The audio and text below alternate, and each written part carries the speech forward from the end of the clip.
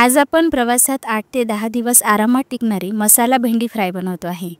ही मसाला भेंडी fry tiffin बॉक्ससाठी सुद्धा perfect tiffin भाजी आहे। जे मुले भाज्या खात नसतील त्यांना या पद्धतीने एकदा भेंडी बनवून खायला घाला, मुले रोज आवडीने भेंडी मागते। तर ही मसाला भेंडी फ्राय तुम्ही जर कुठे प्रवासात जाणार असाल ना तर डब्यामध्ये नेऊ शकता, अजिबात खराब होत नाही, 8 ते 10 दिवस आरामात टिकते। बनवणे अगदी सोपी आहे। एक सिक्रेट मसाला घालून ही भेंडी बनवतो आहे, त्यासाठी व्हिडिओ शेवटपर्यंत नक्की बघा।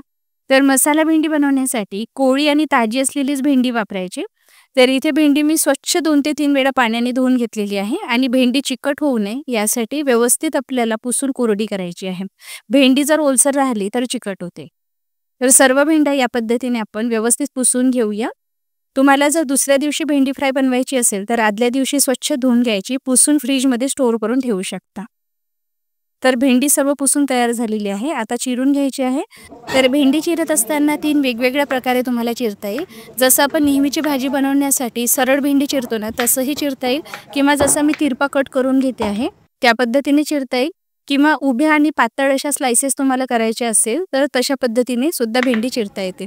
पातळ आणि उभ्या स्लाइसेस जर तुम्ही कराल ना तर भेंडी जास्त कुरकुरीत बनते आणि दिसायलाही छान दिसते, पण मी अशी तिरपे आकारामध्ये चिरून घेते आहे। तर सर्व भेंडी बघू शकता मी इथे चिरून घेतलेली आहे आणि चिरत असताना आतमध्ये कीड आहे का हे चेक करून घ्यायची आणि भेंडी चिरून घ्यायची आहे। तुम्हाला जर सकाळी घाई गडबडीमध्ये लवकरात लवकर भेंडी करायची असेल तर आदल्या दिवशी स्वच्छ धुवून पुसून घ्यायची आणि चिरून ठेवायची आणि हवेशीर ठेवायची, म्हणजे काय होतं भेंडी चिकट होत नाही। भेंडी चिरून तयार झालेली आहे। चला आता मसाला तयार करूया। ही मसाला भेंडी बनवण्यासाठी मी स्पेशल मसाला बनवणार आहे। हा मसाला तुम्ही कुठल्याही सुक्या भाजीसाठी वापरू शकता। 8 ते 10 दिवस फ्रीजमध्ये जर स्टोअर केला तर हा मसाला सुद्धा खराब होत नाही।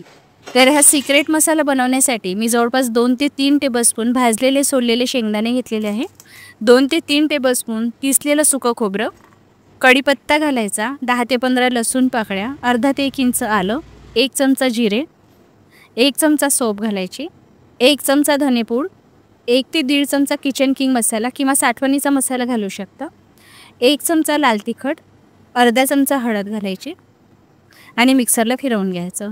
तर मसाला बघू शकता तुम्ही, मी खूप जास्त बारीक असा वाटलेला नाही आहे, थोडं जाडसर ठेवायचं। चला आता भेंडी फ्राय करूया। त्यासाठी मी इंडस व्हॅली या ब्रँडची कास्ट आयर्नची कढई वापरते आहे। ही कढई तुम्हाला ऑर्डर करायची असेल तर मला कमेंट करा, मी तुमच्यासोबत कढईची लिंक शेअर करेन। यामध्ये तेल घालायचं आणि तेल कडकडीत गरम झाल्यानंतरच यामध्ये भेंडी घालायची आहे आणि एकाच वेळी संपूर्ण भेंडी घालायची नाही, 2 ते 3 बॅचेसमध्ये भेंडी तळायची आहे। नाहीतर काय होतं, तेल पूर्णपणे गार होतं आणि तेल जर गार झालं ना तर भेंडी व्यवस्थित फ्राय केल्या जात नाही। गार तेलातली जी भेंडी असते ना ती जास्त तेलही शोषून घेते आणि व्यवस्थित कुरकुरीत सुद्धा होत नाही। आपल्याला ही भेंडी पूर्णपणे कुरकुरीत करायची नाही आहे, हलकीशी मऊ सुद्धा ठेवायची आहे, कारण आपण ही भाजी पोळीबरोबर खायला बनवतो आहे। पोळीबरोबर खायसाठी खूप कोरडी असलेली भेंडी चवीला छान लागत नाही। हा स्नॅक्स म्हणून खायला हवी असेल तर तुम्ही जास्त कुरकुरीत बनवून घेऊ शकता, पण पोळीबरोबर खायला जास्त कोरडी असलेली भेंडी छान लागत नाही। हाय फ्लेमवर आपल्याला ही भेंडी तळायची आहे। तेल अगदी कडकडीत गरम असेल तेव्हाच भेंडी तळायची, म्हणजे भेंडी जास्त तेलही शोषत नाही आणि छान कुरकुरीत होते, जास्त मऊ सुद्धा होत नाही आणि जास्त कुरकुरीत सुद्धा होत नाही। आता जे जास्तीचं तेल आहे ते मी काढून घेते आहे आणि यामध्येच आपण आता भाजी फोडणी करूया। तर याच तेलामध्ये मी 1 चमचा जिरे घातलेला आहे आणि जो तयार मसाला आहे तो आता परतून घेऊया। गॅस अगदी मंद आचेवर ठेवायचा आहे, कारण तेल जे आहे ना खूप जास्त गरम झालेलं होतं, यामध्ये मसाला जळून जाऊ शकतो, म्हणून तेल आपल्याला थोडं गार होऊ द्यायचं आहे किंवा गॅस अगदी मंद आचेवर ठेवायचा आणि नंतरच हा मसाला घालायचा आहे। मसाला एकसारखा परतून घ्यायचा, फक्त 2 ते 3 मिनिटांसाठी मसाला परतायचा आहे। यामध्ये आपण जे सुकं खोबरं घातलेलं होतं तेच भाजलेलं नव्हतं आणि लसूण आलं सुद्धा कच्चं होतं, म्हणून फक्त 2 ते 3 मिनिटांसाठी परतून घ्यायचं आहे। कोथिंबीर घातलेली आहे। आता यामध्ये मी चवीनुसार मीठ घालते आहे। तुम्हाला हवं असेल थोडा गूळ सुद्धा तुम्ही घालू शकता, जर तुम्हाला गोडवट चव आवडत असेल तर। आपण शेंगदाणे घातलेले आहे त्यामुळे मसाल्याला आपसुकच गोडवट चव येते, तरी सुद्धा तुम्हाला आवडत असेल तर घालू शकता। आणि इथे मी चाट मसाला किंवा आमचूर पावडर याचा वापर केलेला नाही आहे।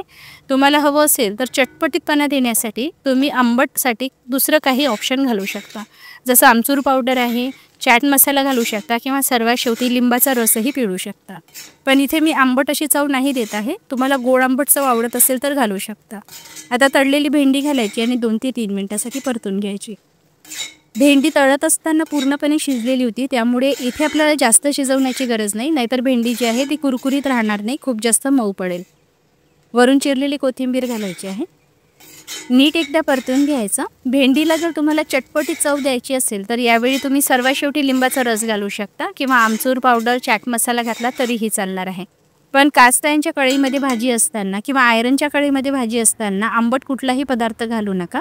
कारण काय होतं की आयरनसोबत आंबट पदार्थाची रिॲक्शन होते, त्यामुळे भाजीची चवही बिघडते आणि रंगही बदलायला लागतो, काळपट असा रंग यायला लागतो. तर इथे भेंडीची भाजी तयार झालेली आहे. ही भेंडीची भाजी तुम्ही प्रवासात 8 ते 10 दिवसासाठी सुद्धा नेऊ शकता, खराब होत नाही. तुम्ही हाऊसवाईफ असाल तर सकाळच्या लगबगीमध्ये अशी टिफिन बॉक्ससाठी भाजी तयार करू शकता. पण वर्किंग वुमन असाल, सकाळी तुम्हाला तुमचा ऑफिसचा टिफिनही तयार करायचा असेल आणि मुलांचा शाळेचा टिफिन बॉक्ससुद्धा तयार करायचा असेल तर खूप जास्त दमायला होतं, नाही का? तर ही भेंडीची भाजी अशी आहे जी तुम्ही बनवून स्टोअरसुद्धा करून ठेवू शकता, अजिबात खराब होत नाही. आणि मुलांच्या शाळेच्या टिफिन बॉक्ससाठी वेगळी भाजी बनवण्याची सुद्धा गरज नाही. ऑफिसच्या टिफिन बॉक्ससाठी जी भाजी बनवाल तीच भाजी तुम्ही मुलांना टिफिन बॉक्समध्ये सुद्धा देऊ शकता, कारण ही भेंडी आहेच एवढी चविष्ट की मुलेसुद्धा पोटी चाखून खातील. आणि या भेंडीच्या भाजीसाठी जो सिक्रेट मसाला आपण घातलेला आहे, हा मसाला तुम्ही कुठल्याही सुक्या भाजीमध्ये घालून बघा, छान चव येते. 8 ते 15 दिवस टिकतो, त्यामुळे कुठलीही भाजी तुम्ही झटपट सकाळच्या घाई गडबडीतसुद्धा बनवू शकता. रेसिपी कशी वाटली कमेंट करून नक्की कळवा. आवडली असेल तर लाईक शेअर नक्की करा. येणाऱ्या काही व्हिडिओजमध्ये मी प्रवासामध्ये टिकणाऱ्या भाज्यांच्या रेसिपी तुमच्यासोबत शेअर करणार आहे. त्या बघायच्या असेल तर फेसबुक पेजला फॉलो करा आणि माझ्या घरोघरी अन्नपूर्णा या यूट्यूब चॅनलला सबस्क्राईब करा. लवकरच भेटूया. धन्यवाद.